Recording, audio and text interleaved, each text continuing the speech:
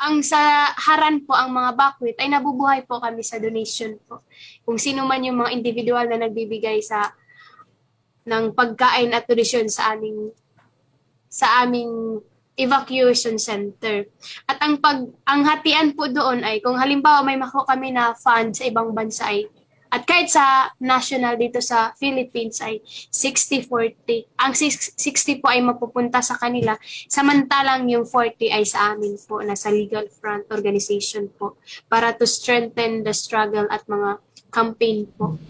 ILP is ang League of Filipino Struggle at iChirp, na which is sila yung nag-raise fund para i-suporta po sa Philippines. Nandun na yung mga anak bayan USA na nagbibigay po ng pera.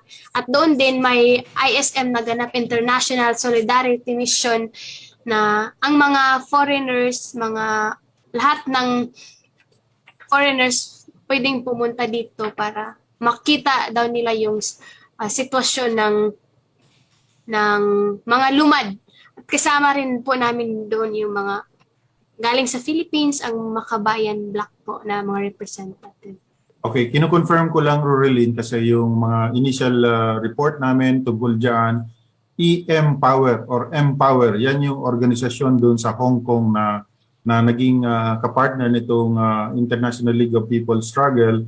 At saka dito sa inyo naman, ang local partner nyo is Bulig Lumad. Bulig Yes, Lumad, tama ba ito? Yes, sir. Bulig Lumad. So ito Actually, yun may talaga. Yes, Yes, go sir. ahead. Tapos yung Liang Network po, sir, na nakabase po sa USA at sa Bukahan. Noong una, ang tawag dyan po ay Salugpungan International. Okay. Sa Korea naman, Loreline, ilubusin ko na ito para ma-double check ko yung ating mga record. Sa Korea naman, narinig mo yung Hope Bridge, Korea Disaster Relief Association sa South Korea? Hindi pa po, sir. Ang pagpunta po namin doon ay para sa mga women po, yung sa panahon ng Japanese slavery, which is dala po namin yung boses at issue ng mga lumad at women sa buong Pilipinas po. And also to respond din para makakuha po ng pera. Paano mo nalalaman na malaki inukuha nilang pera?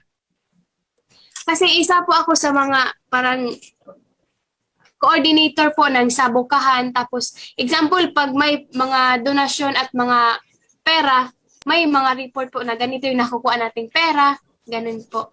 Minsan po, hindi po ako makapag-demand kasi ang sabi po nila na naghihirap ngayon yung kasama natin sa bundok. Wala silang pagkain. 26 days na po yung silang naglalakad na at walang mga pagkain po. Ako mismo yung nanghihingi ng fund sa ibang bansa po. Nagmi-meet po ng mga international funders na magbigay ng pera para po sa amin dito sa Philippines po. Example, may $50,000,